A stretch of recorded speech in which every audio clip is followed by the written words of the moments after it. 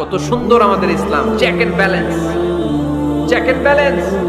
কিন্তু ছবি টাঙিয়ে রাখা যাবে না, কুকুরের শোপিস, কুমিরের শোপিস শোকেসে সাজিয়ে রাখা যাবে, শান্তি আসবে না ঘরে, জাহান্নামের টুকরা হয়ে যাবে ঘর।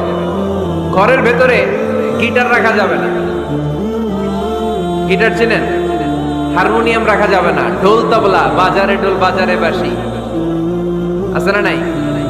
ঢোল রাখতে পারবেন না। বংশী বাজায় কে রে সখী, বংশী বাজায় কে? বংশী রাখা যাবে না, বংশী মানে বাঁশি।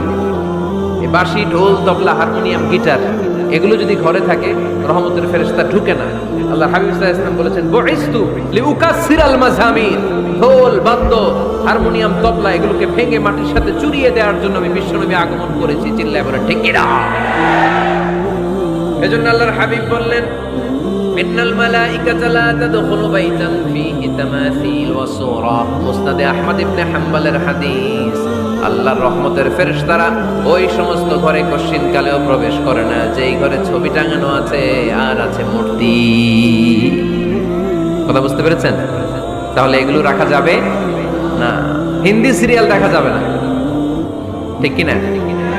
এমনও ফ্যামিলি আছে বাবা ছেলে একসাথে বসে হিন্দি সিরিয়াল দেখে, ইন্ডিয়ান নায়িকাদের কোমর দুলানো ডান্স দেখে, আছে না নাই? সিরিয়ালের জন্য পাগল এদেশের মেয়েরা। আলহামদুলিল্লাহ এদের মধ্যে এখন পরিবর্তন হইতেছে, এরা এখন ওয়াজ দেখা শুরু করতেছে, ঠিক কি না? তার মানে এই তাফসির মাহফিলগুলোর সফলতা আছে না নাই? আল্লাহর মেহেরবানি। অনেক বোনরা বলে, হুজুর আগে সিরিয়াল দেখতাম এখন ওয়াজ দেখি। আলহামদুলিল্লাহ করবেন না? হিন্দি সিরিয়াল দেখবেন না, অশ্লীল নাটক দেখবেন না। টেলিভিশনে হিন্দি সিরিয়াল, হিন্দি সিনেমা, অশ্লীল নাটক দেখলে রহমতের ফেরেশতারা ওই ঘরে প্রবেশ করে। তাহলে কি দেখবেন? টিভিতে কি দেখবেন বলেন? হ্যাঁ, ফিতা দেখতে হয়, ওয়াজ দেখতে হয়নি। আচ্ছা, টিভিতে আপনারা ইসলামিক প্রোগ্রামগুলো দেখবেন। রমাদানে অনেক ইসলামিক প্রোগ্রাম করে টেলিভিশন চ্যানেলগুলো, এগুলো দেখবেন। সৌদি আরবের সরাসরি লাইভ প্রোগ্রাম এগুলো দেখবেন। জিওগ্রাফিক্যাল চ্যানেল আছে, দেখবেন। অ্যানিমেলস কিংডম দেখবেন। আফ্রিকার জঙ্গলে কত ধরনের প্রাণী পাওয়া যায়, সাগরের অতল গহ্বরে কি ধরনের মাছ আল্লাহ সৃষ্টি করে রেখেছে।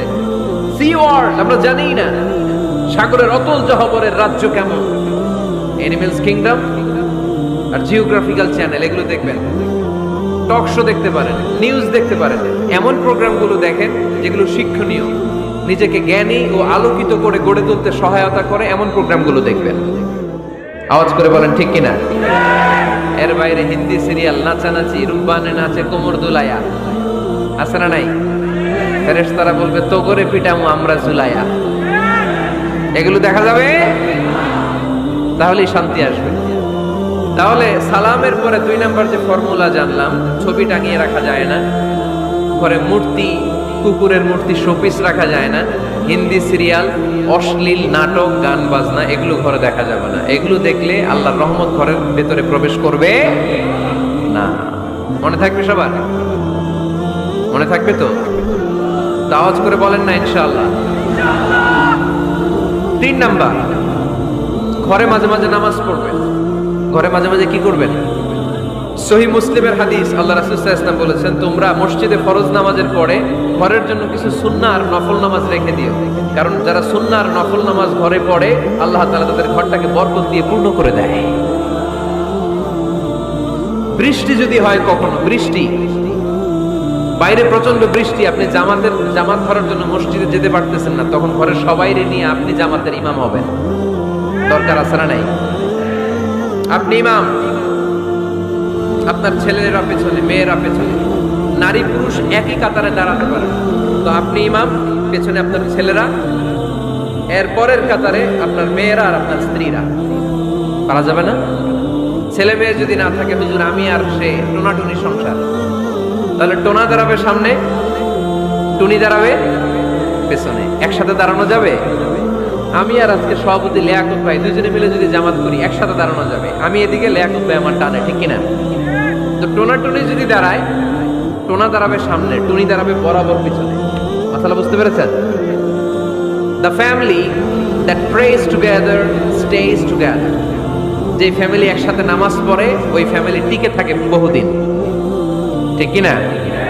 I repeat, the family that prays together stays together. যে পরিবার একসাথে সালাত আদায় করে ঘরে, এই পরিবারগুলো ভাঙে না। এই পরিবারের ডিভোর্সের কথা শুনবেন না। এই পরিবারে আছে শুধু শান্তি আর শান্তি। চিল্লায় বলে ঠিক কিনা? তাহলে 3 নম্বর ফর্মুলা সুজানগরবাসীদের জন্য যেটা আমি শোনালাম, ঘরে জামাতে সালাত পড়বেন। বৃষ্টি, জামাতে যেতে পারতেছেন না, সবাই নিয়ে আপনি ইমামতি করেন। অথবা তাহাজ্জুদের সময় বাচ্চাদের ডিসেম্বর মাসে প্রায় অফ থাকে না, কথা কয় না? ডিসেম্বর মাসে ছুটি আছে না নাই? আছে। ছুটির সময়গুলোতে তাহাজ্জুদের প্রোগ্রাম করেন বাসায়। আপনি ইমাম, আপনার ছেলে মেয়ে আর স্ত্রী, আপনার মুক্তাদি একসাথে ঘরে সালাত করলে ঘরটারে বরকতময় করে দেয় কে? কয়টা গেল? কয়টা? ভালো লাগতেছে না না? নাকি আবার স্লোগান লাগবে? স্লোগান লাগলে আমারে বলবেন, স্লোগান দেওয়াই দিব। আওয়াজ করে বলতে হবে কয়টা গেল? 3টা। 4 নাম্বার, ঘরে সুখ শান্তি সমৃদ্ধি ফিরিয়ে আনার 4 নাম্বার ফর্মুলা হচ্ছে একসাথে খাবার খান। কিভাবে খাবার খাবেন? একসাথে বসে খাবার খান। যদি একান্নবর্তী ফ্যামিলি হয়, ভাই বোন আত্মীয় স্বজন একসাথে, নারী পুরুষ দেখা দেওয়া জায়েজ নাই, তখন ছেলেরা একসাথে খান। ছেলেদের পর্ব শেষ হলে মেয়েরা একসাথে খান। একসাথে খেলে খাবার শেয়ার করলে বরকত আছে না নাই? সামান্য একটু খাবার আপনি আপনার ছেলের পাতে তুলে দেন, আপনার ছেলে আপনার পাতে তুলে দিবে, বরকত বাড়ায় দিবে কে? একসাথে ইফতারি করবেন, আলাদা আলাদা ইফতারি করবেন না। একসাথে ইফতারি করলে বরকত দেয় কে? আল্লাহর হাবিব সাল্লাল্লাহু আলাইহি ওয়াসাল্লাম বললেন, কেউ যদি কাউকে ইফতারি করায় তাহলে রোজাদারের যত সওয়াব, যিনি ইফতারি করালো তারও তত সওয়াব। সাহাবারা বললেন, আমাদের তো এত সম্পদ নাই যে মানুষকে ইফতারি করাবো। আল্লাহর হাবিব সাল্লাল্লাহু আলাইহি ওয়াসাল্লাম বললেন, ওয়ালাউ বিতামরা, একটা খেজুর দিয়েও যদি করাও এই সওয়াব পাবা। ওয়ালাউ বিআফকাতি লাবান, এক ঢোক দুধ দিয়েও যদি করাও, ওয়ালাউ বিশারবাতি মা, এক ঢোক পানি দিয়েও যদি করাও এই সওয়াব পাবা। আপনি আপনার ভাই বোন একসাথে ইফতারি করতে বসেছেন, আপনার প্লেট থেকে একটা পেঁয়াজও আপনার ভাইয়ের প্লেটে দিবেন, ওই সওয়াব পাবেন। আপনার ভাই একটা খেজুর আপনার প্লেটে দিবে, ওই সওয়াব পাবে। সুবহানাল্লাহ কইবেন না?